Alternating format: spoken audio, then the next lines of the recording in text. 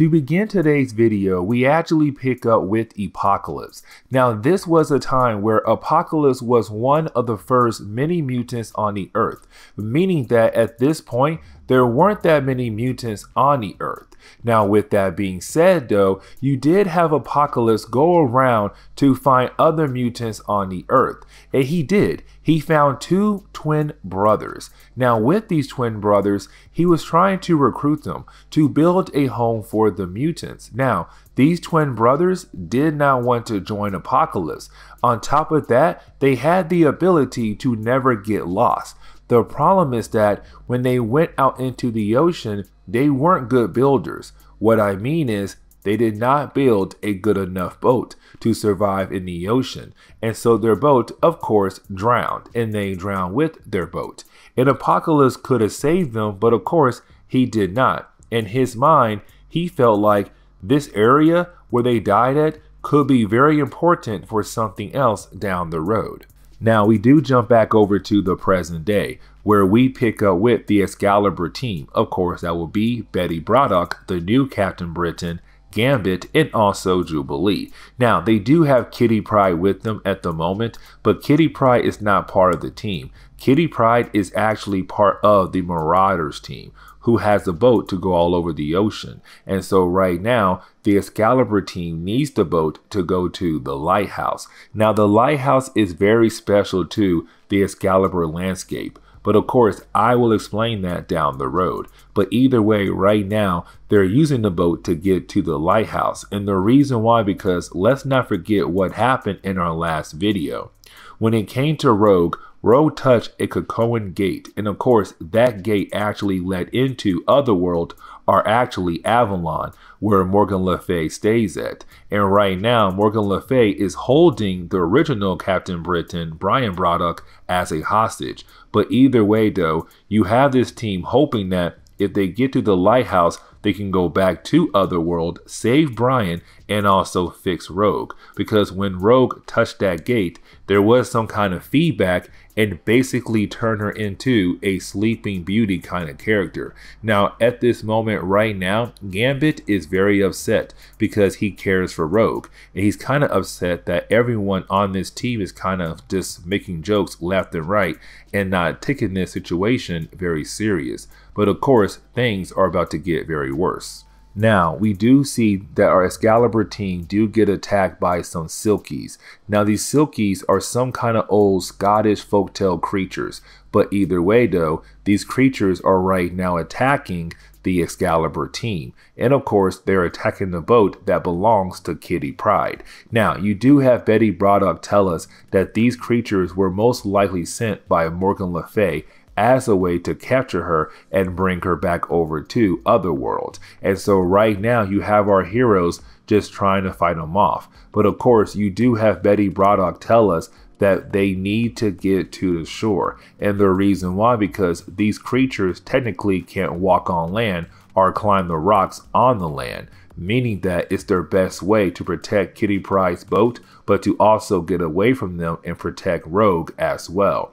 And so you have our heroes being able to get off the boat and get right over to the shoreline where the creatures realize they can no longer follow and they leave. Now, when they get to the shore, they realize that the lighthouse is gone. The lighthouse that belongs to Captain Britain's family. So with that being said, they're wondering what happened. But that is the moment Betty Braddock is visited by some people that she can only see. No one else can see them. And they tell her what happened to the lighthouse. The lighthouse was burned down by, of course, Morgan Le Fay people. She has sent in a new coven called Coven Aqaba, and their leader is the High Priestess Mariana Stern. And with that being said, she was the one who burned down the lighthouse. But of course, don't worry, things are about to get better for our team. And the reason why I say that is because out of nowhere, you do have Rogue, who is right now really a Sleeping Beauty,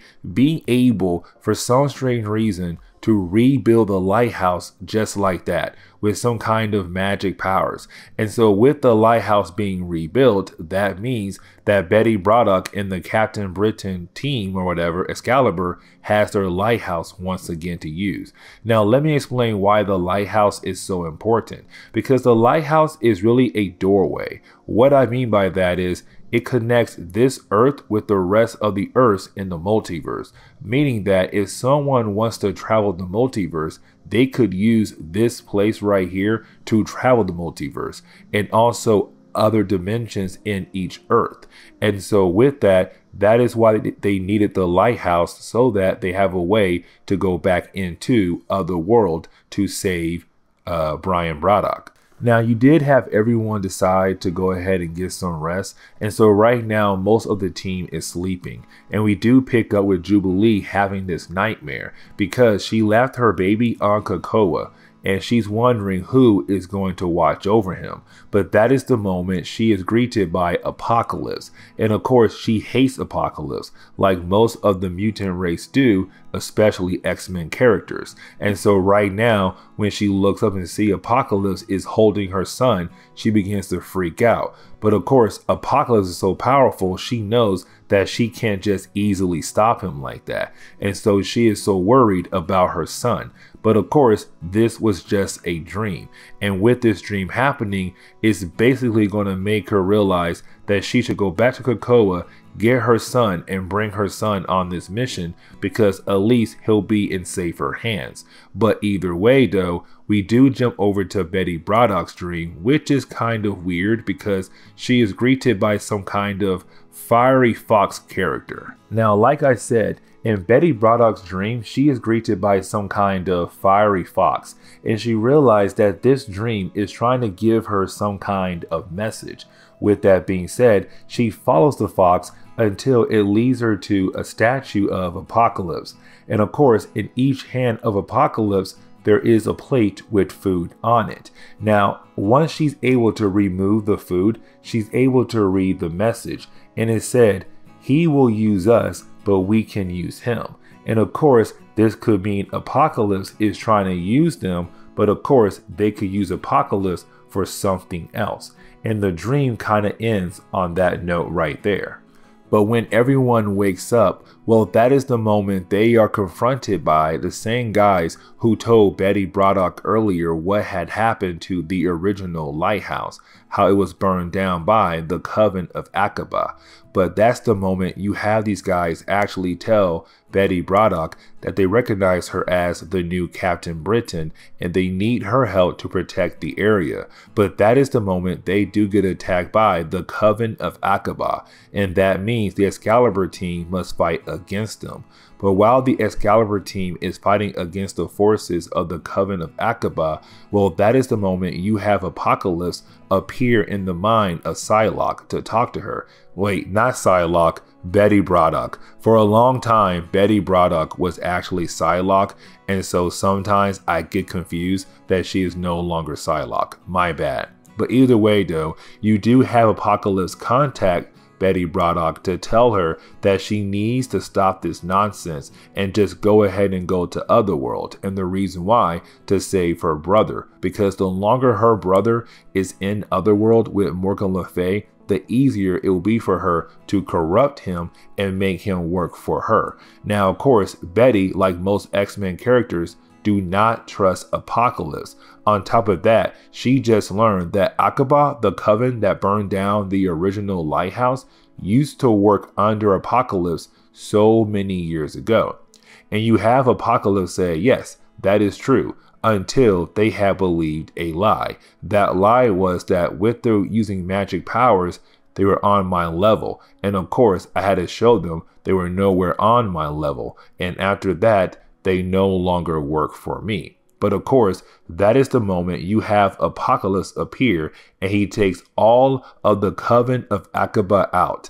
And the reason why, because again, he wants Betty Braddock and her team to go to Otherworld right now to go ahead and save Brian Braddock. But of course, like I said earlier, no one trusts Apocalypse, especially X-Men characters. Now, once the Coven of Aqaba has been defeated, well, that is the moment you actually do have Apocalypse tell Betty Braddock and Gambit and Jubilee that they need to go ahead and go into Otherworld to save Ryan Braddock, to stop Morgan Le Fay. Now, again, no one trusts him, but then you have Apocalypse say, listen, I will stay here, protect the lighthouse, but also protect the area like you want to. On top of that, I will protect Rogue. Now, as soon as he says Rogue's name, that right there makes Gambit very angry. And the reason why, because no one on the X-Men team trusts Apocalypse, especially Gambit, when it comes to the girl he loves so much.